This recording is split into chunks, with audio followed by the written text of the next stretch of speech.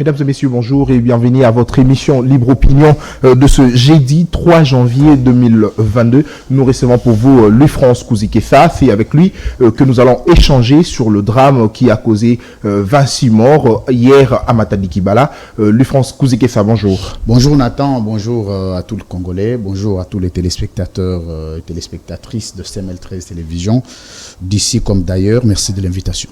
Merci beaucoup Louis-France Kouzikessa. 26 morts, c'est le bilan officiel que nous a donné les autorités du pays. 26 morts.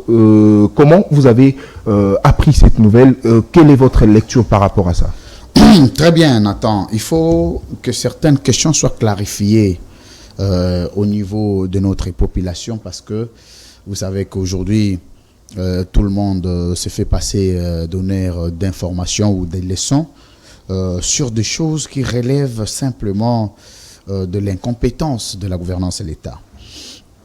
Je voudrais des primes commencer par présenter mes très sincères condoléances à toutes les familles endeuillées, sachant la douleur qui a frappé l'ensemble de ces familles par des morts tragiques parce que les Congolais meurent à Beni, les Congolais meurent à Butembo, les Congolais meurent à Kinshasa, les Congolais meurent partout, les Congolais meurent encore en pleine capitale pour des choses qui sont, je vais dire, sincèrement irréfléchies.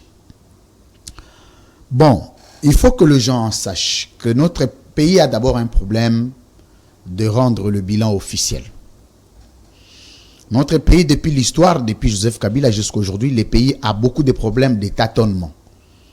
Jamais il y a eu un bilan officiel rendu une fois pour toutes. Ça, c'est de un. De deux, même s'il peut y avoir un bilan, mais le bilan n'est jamais sincère parce que je ne sais pas quel est l'intérêt que les gens pouvaient trouver de cacher les choses pour donner, masquer un peu la vérité dans ce qu'il faut dire à la population parce qu'il ne s'agit pas de quelqu'un qui a tué ces gens, il s'agit d'une situation qui est survenu, bien entendu, relevant de l'incompétence de l'État congolais. J'ai relevé trois choses qui nécessitent une notion très importante, la notion de la prévention sur la gouvernance de l'État. La prévention sur la gouvernance de l'État est une notion, est un enseignement, et même toute une doctrine politique. Parce que plusieurs penseurs ont parlé de la prévention sur la gestion de la chose publique. Quand les gens disent gouverner, c'est prévoir, parfois on n'a pas beaucoup de capacité de cerner, d'analyser cette question. Et pour dire exactement, en évoquant ces principes de gouverner, c'est prévoir, qu'est-ce que le penseur voulait dire exactement? Gouverner, c'est prévoir, ça signifie ceci. 1. Quand vous êtes président de la République, vous entrez au pouvoir, vous devez avoir une politique adaptée à la situation sociale de votre pays, à la situation politique de votre pays, à la situation économique de votre pays, à la situation sécuritaire de votre pays, à la situation diplomatique de votre pays, à la situation, je dirais, qu'est-ce que je vais encore citer? Infrastructurelle de votre pays. Ça signifie que, Nathan Kianza, si je suis Louis-France Kouzikessa, je suis président de la République. Je suis Nathan Kianza, je suis président de la République. La première des choses, c'est que votre politique doit venir résoudre les problèmes que vous aviez déplorés hier. Votre politique doit venir régler certaines questions relevant de l'insécurité sociale du peuple. Votre politique doit venir créer le mécanisme de sécurisation de la population. Par exemple, quand vous gérez le pays, vous ne pouvez pas gérer le pays par des excuses. De par le monde, l'État ne s'excuse pas. L'État endosse des responsabilités de ses actes. De quelle manière? Lorsque vous parlez des catastrophes naturelles, il y a des experts, par exemple, celui de Nyiragongo, les experts avaient dit qu'il y a une situation qui pourra, dans les jours à venir, perturber la situation, les contrées, la région est de la République démocratique du Congo par des catastrophes naturelles. Et ils ont fait des propositions. Et c'est à cette époque-là que l'État devrait sensiblement s'en saisir pour poser les actes susceptibles à prévenir ces catastrophes. Même s'il peut y avoir des catastrophes, mais que ce soit des catastrophes à un coût ou à un degré léger, à un degré minimisable. Parce que les gens doivent faire la différence entre la gravité de la commission d'un fait naturel et la prévention qui vous amène à une réduction de la situation ou des dégâts causés par ces faits-là. Alors, parce que vous parlez de la prévention, mais le président de la République avait demandé à ce que l'on puisse délocaliser ce marché. Non. Et parlons aussi de la responsabilité à qui incombe. Je vais parler de la responsabilité. J'étais en train d'abord de définir qu'est-ce qu'on appelle gouverner, c'est prévoir. C'est-à-dire que dans chaque secteur de la vie de la nation, vous avez une politique rationnelle qui vient régler les problèmes, qui vient anticiper à des commissions de faits. Ça, c'est acquis. Mais quand vous parlez du président, parce qu'il s'agit de lui, posez la question au président de la République, à quiconque qui nous regarde à la télé, à ses communicateurs, à son directeur de cabinet, à ses ministres. Quelle est la politique du président dans le secteur de l'électricité? Sa politique, c'est quoi? Quand nous demandons la vision globale, la politique générale de la nation, de la gouvernance pour le président, ça paraît trop savant, ça paraît trop magique, ça paraît trop demandé. Mais on va minimiser, on va y aller, on va rester ridicule un tout petit peu. Quelle est la politique du président dans le secteur de l'électricité? Ce n'est pas de délocaliser un marché, ça c'est une action. Mais l'action s'inscrit dans une politique. Les gens doivent avoir la culture de la différenciation entre la politique et l'action. L'action est inscrite dans la politique. La politique est définie en amont. C'est la politique qui définit la rationalité, le modus operandi et la matérialisation de l'action. Et l'action qui n'est pas inscrite dans la politique, c'est une action improvisée. Par conséquent, ça ne peut pas produire des effets. Pour preuve, le président demande des marchés. D'abord, le président ne peut pas être un demandeur. Le président, c'est un décideur. C'est ça la différence, monsieur. Il y a une nette différence entre un demandeur, qui est le peuple, les demandeurs, qui sont les mouvements citoyens. Les demandeurs sont les gens qui n'ont pas les pouvoirs publics. Mais celui qui a les pouvoirs publics avec lui, c'est un décideur. Mais quand un décideur devient un demandeur, c'est que le pays a un problème. Le pays a un sérieux problème. Les problèmes de rôle, les problèmes d'attribution, les problèmes de compétences, les problèmes de rigueur. Vous savez, aujourd'hui, si vous n'avez pas de rigueur, même dans les petites choses, il ne faut pas attendre que vous soyez rigoureux quand vous deviendrez président. C'est très difficile. La rigueur, c'est quoi?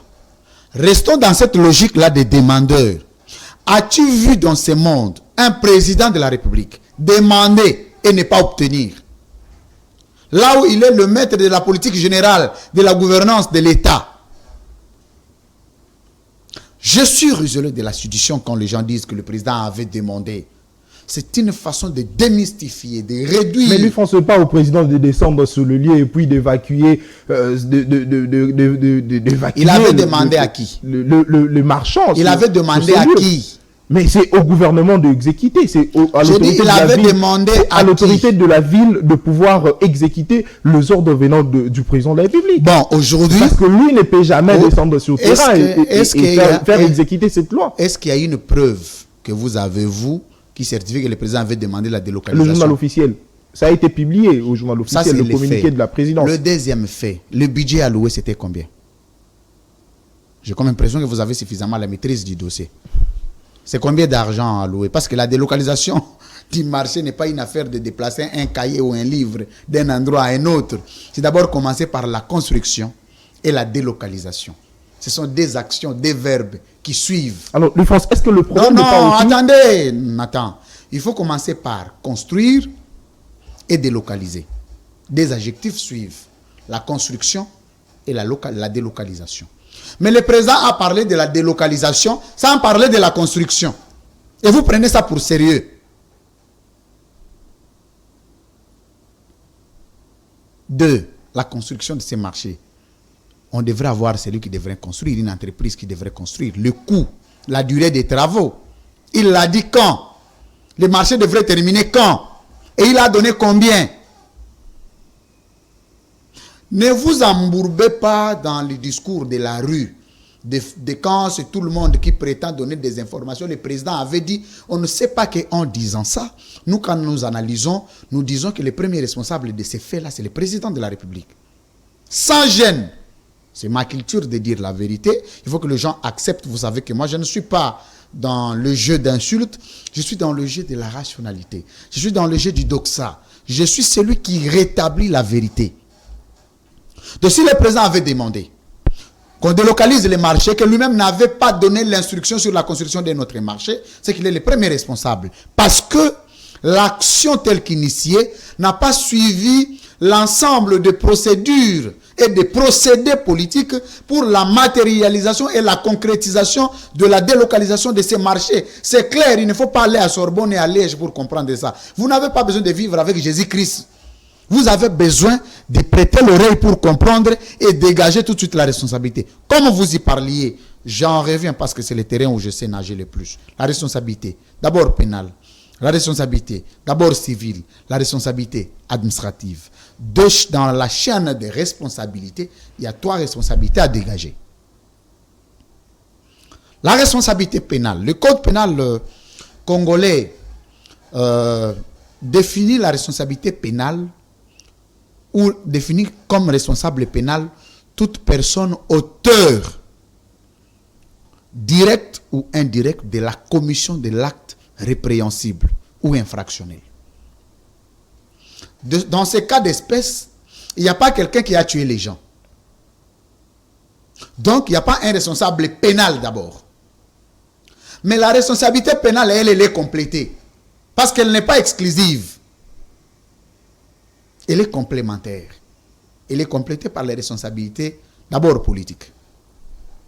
La responsabilité politique,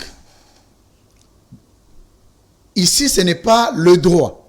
D'abord, c'est la doctrine politique qui dit que celui qui définit la politique générale du pays en est responsable parce qu'il est garant. Si vous lisez la Constitution en son article 69, vous constaterez qu'il est dit que le président est le garant du bon fonctionnement des institutions. Mais je vais compléter la Constitution là où elle est tacite. C'est pour dire que quand il y a dysfonctionnement des institutions de la République, il doit y avoir aussi un garant. Et ça, les Congolais n'en font pas allusion. Les garants du dysfonctionnement Il n'existe pas. Ça, ce sont des innovations que nous venons apporter. Merci. Au Congo, il n'y a qu'un responsable, un garant du bon fonctionnement. Mais les garants du dysfonctionnement, ils n'existent pas. Voilà pourquoi vous apprendrez quand il y a mort d'homme, le président cherche à culpabiliser le gouverneur. Le gouverneur, lui, renvoie au chef des marchés. Le chef des marchés, c'est le chef du quartier. Jusqu'à un moment, vous allez apprendre qu'il n'y a pas un responsable. Mais s'il y avait construction d'un marché, avec la délocalisation de ces marchés, le président serait le premier garant et le premier responsable même qui se réclamerait pas... on appelle ça comment le concept encore ça va me venir en tête. C'est lui qui va s'accaparer de l'action. Maintenant que c'est foutu, même les communicateurs sont incapables de dire que le président a sa part de responsabilité. D'abord politique. La responsabilité politique, c'est le président qui a défini la politique avec le gouvernement, qui n'avait pas prévu un mécanisme de la fonctionnalité politique rationnelle dans le secteur de l'électricité qui a causé des dégâts.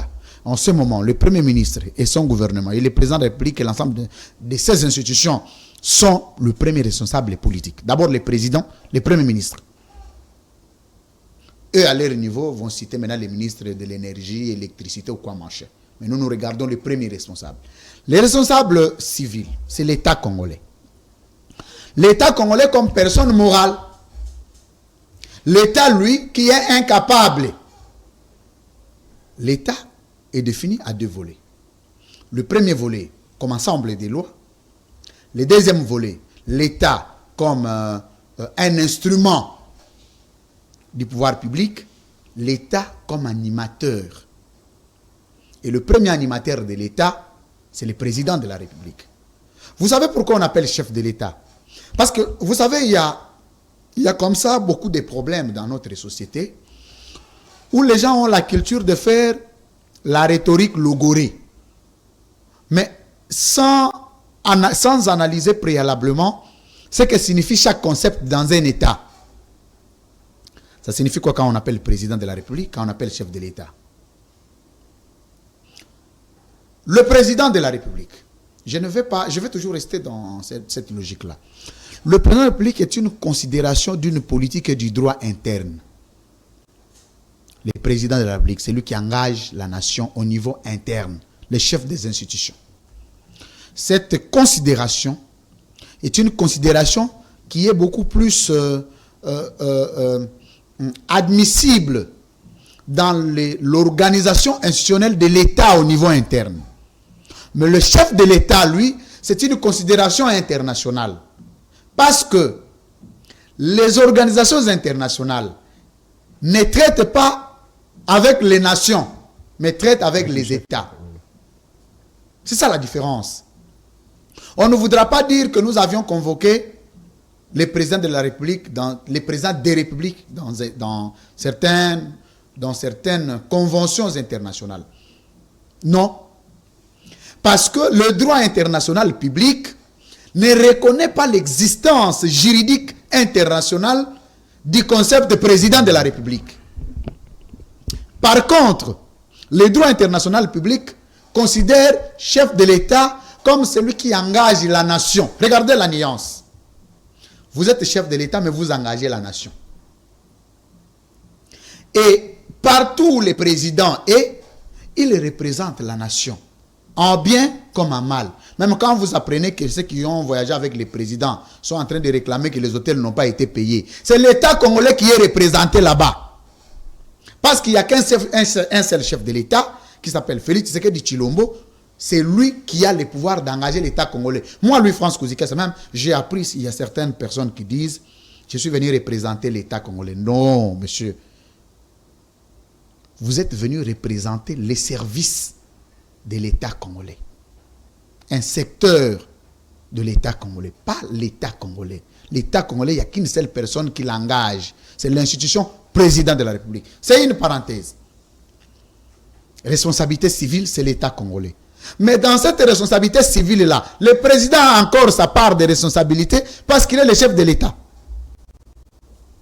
Mais Louis-France Kouzikessa, le président ne peut pas tout seul faire la chaîne de responsabilité pénale. Oui. Le président de la République ne peut pas tout seul gérer ce secteur. Il est accompagné d'un gouvernement et c'est au gouvernement de pouvoir mettre en application tout ce que le président pourrait leur donner comme décision par rapport aux différentes situations sociales du pays. Parce que vous évoquez à tout moment le président de la République. Quand on parle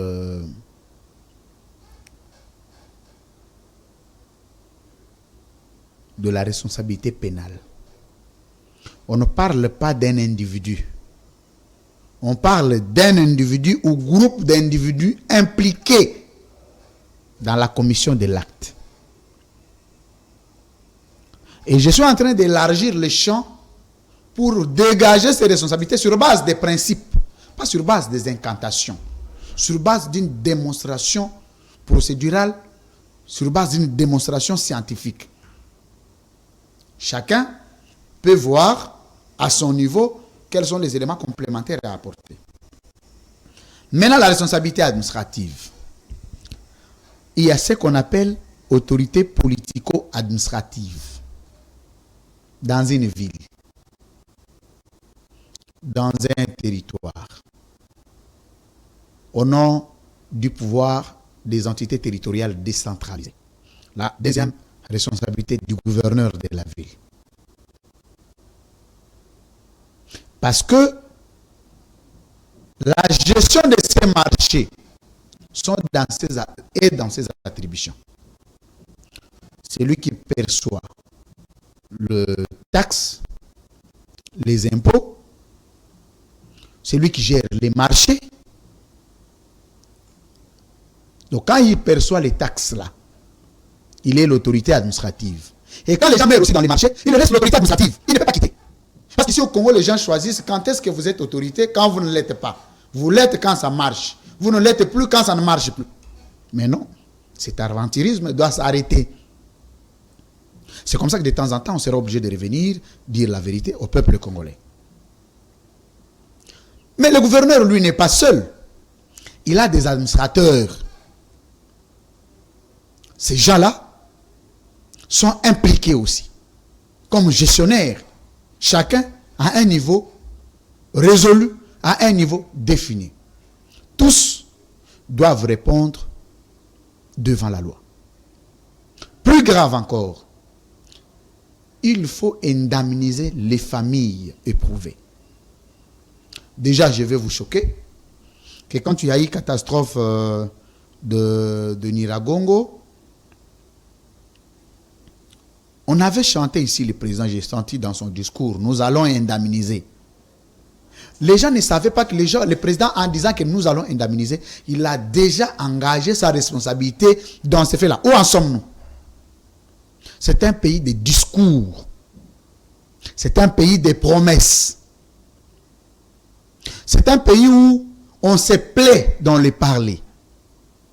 Et les gens se contentent de ce discours-là sans interroger les précédents.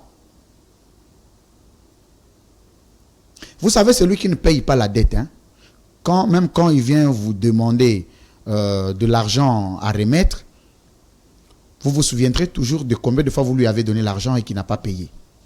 Ça vous servira d'exemple. Et la gestion de l'État repose sur la jurisprudence politique. Est-ce que les gens sont morts à Nyiragongo? Le président a indemnisé combien pour qu'il vienne indemniser ceux de Matadi Kibala? Est-ce que l'État congolais a le souci de son peuple? Là, c'était au niveau des responsabilités. Mais au niveau maintenant de l'acte qui a occasionné cette mort, il s'agit de quoi? Des câbles. Il s'agit des câbles. Câbles. Qu'est-ce qui ne vous dit pas que la plupart des gens qui vendaient là-bas aussi à Matadi Kibala, c'est des gens qu'on a délogés au marché Zando ici. Qu'est-ce qui ne vous dit pas? Parce qu'il y a un débordement dans tous les marchés.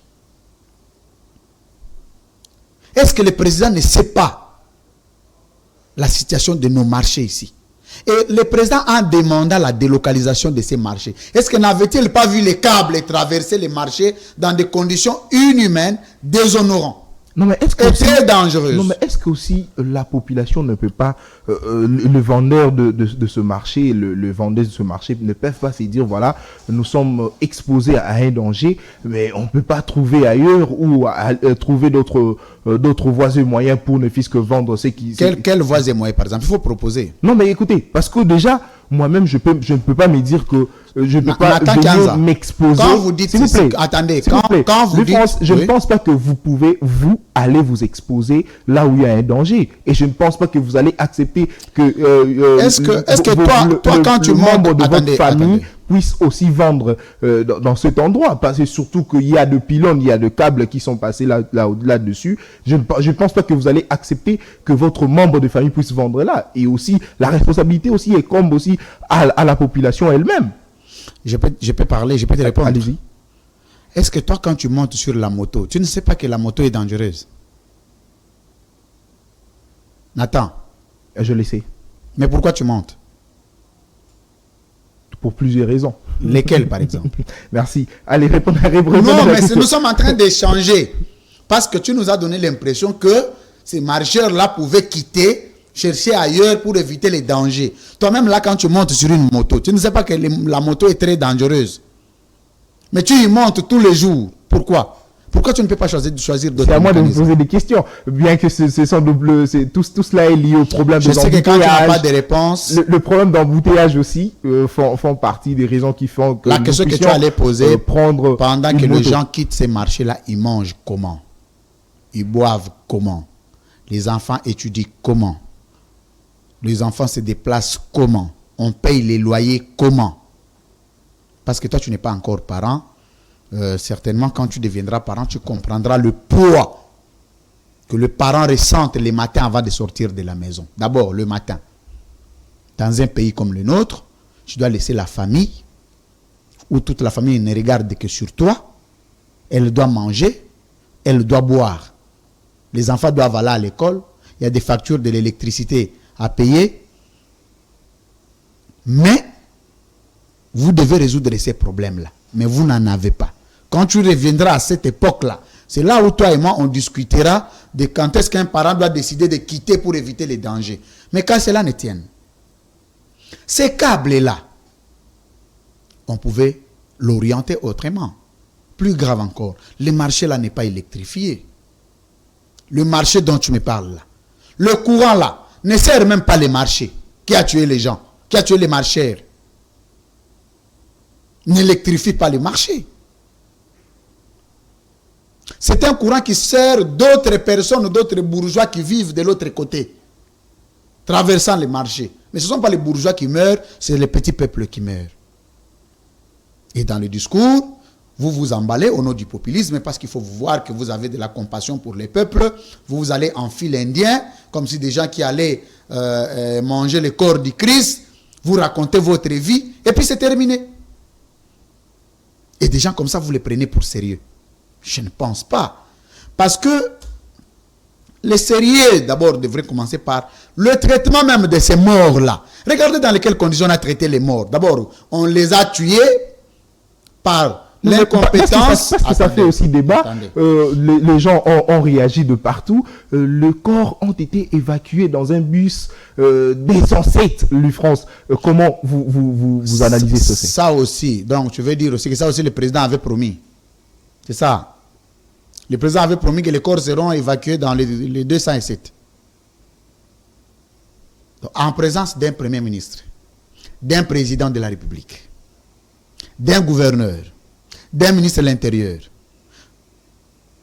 on commence à envoyer les corps dans le bus de transport en commun jusqu'à la morgue. Et les gens là, ils rentrent encore, ils continuent à être en fonction. Mais ils doivent démissionner, monsieur. Il faut démissionner. Il n'y a pas de honte que de démissionner. Il n'y a pas de honte. Vous pouvez sortir grand en démissionnant que de rester petit en fonction. Parce que ça, ils se sont exposés à la rusée publique, mais ils ont quand même accordé des interviews. L'autre a porté des pagnes de lits d'épaisse, l'autre a porté des pagnes, c'est de quoi. Non, ils sont là, en train de raconter leur vie. Non, nous étions venus pour nous enquérir de la situation. Entre-temps, on a donné, je ne sais pas, 20 000 ou 25 000 francs à chaque 207 pour aller accompagner un corps à la morgue. 207. Loué.